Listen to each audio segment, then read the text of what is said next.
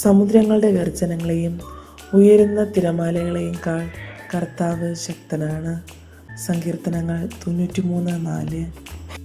ഒരു കഥ ആയാലും, ഒരിക്കൽ നടുക്കടലിൽ അകപ്പെട്ടു പോയ ഒരു ചെറിയ വഞ്ചിയിലെ നാവികൻ ശക്തമായ കാറ്റിലും കോളിലും ഭയന്നു വിറച്ചു.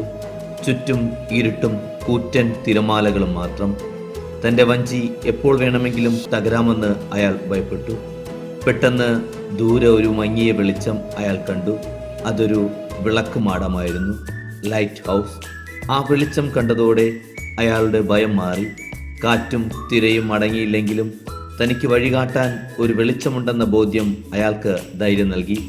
ആ വെളിച്ചത്തെ മാത്രം നോക്കി വഞ്ചി ഓടിച്ച അയാൾ സുരക്ഷിതമായ തീരത്തെത്തി.